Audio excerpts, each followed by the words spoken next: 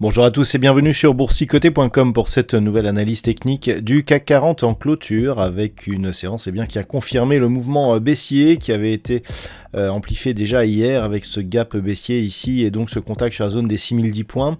Lorsque l'on observe ce qui s'est passé sur l'unité de temps 4 heures, la zone des 6010 points a été franchie et elle a depuis été validée en tant que résistance. Donc on est vraiment ici sur un signal de poursuite relativement fort de cette dynamique baissière après que l'on ait ici validé un contact sur l'extension de Fibonacci lié à la précédente dynamique haussière ici qui nous avait donné les bases de consolidation. On a fait plus que revenir sur un retracement total, on est venu inverser la dynamique et désormais on dépasse ici cette limite.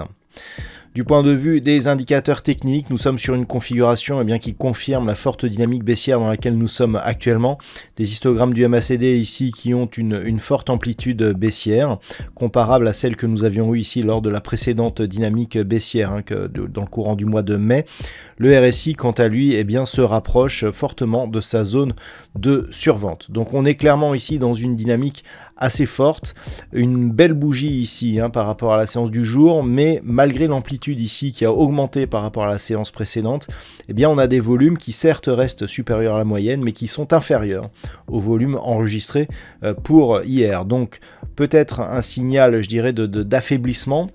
Ça sera confirmé demain, surtout que demain, ce sera la journée des banques centrales, avec en point d'orgue les annonces de la Fed qui interviendront dans la soirée, qui définira justement l'ampleur de la hausse des taux à venir. Certains observateurs parlent d'une hausse possible de 75 points de base. C'est d'ailleurs ce qui affole les marchés actuellement. Alors au niveau du palmarès, ça souffre au niveau du CAC 40, même si on a des valeurs qui restent en hausse, avec notamment des titres comme Carrefour, BNP Paribas, Total Energy, et puis AXA qui gagnent toutes un peu plus de 1%.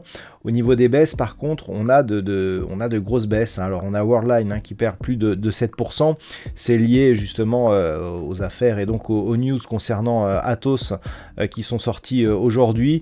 Derrière, on a des valeurs comme Legrand, Saint-Gobain, Pernod Ricard, qui perdent toutes plus de 3%, même plus de 4% pour Legrand. Donc clairement, des baisses qui se répercutent sur les valeurs de l'indice. Donc par rapport à la configuration, on est toujours sur une poursuite du mouvement baissier, cassure du précédent point bas. Nous avions un objectif ici qui était lié à cette zone des 5890 points. On clôture sous les 6000 points, ce n'était plus arrivé depuis ici cette incursion, donc justement durant le début du mois de mars, suite donc aux déclarations des hostilités par Vladimir Poutine contre l'Ukraine. Alors on revient sur cette zone, pour l'instant pas de signal, je dirais, d'affaiblissement. On est toujours ici en pleine dynamique. La baisse des volumes pourrait nous faire espérer un possible retournement. On a des signaux de retournement qui commencent à apparaître sur des unités de temps un peu plus courtes, comme par exemple l'unité de temps 4 heures. Mais pour l'instant, sur le daily, ça reste fortement baissier. Donc pour demain, c'est plus les banques centrales qui vont faire les tendances, l'analyse technique ayant ses limites. Il est difficile de donner des projections.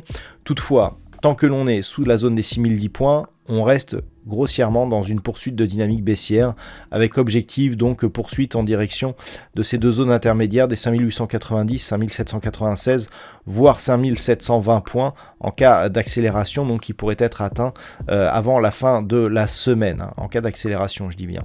Par contre, pour détecter un éventuel rebond technique voire un retournement, il faudrait repasser au-delà de cette zone des 6100 points, tenter un comblement du gap ici, c'est-à-dire revenir au contact des 6200 points.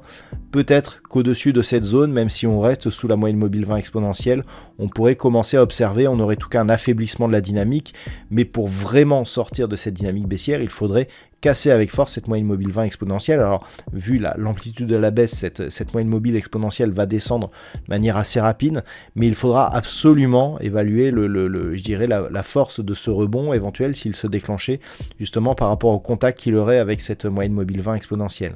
Tant que l'on est sous ces niveaux, on est dans une dynamique baissière forte. Encore une fois, pas de signal de retournement actuellement.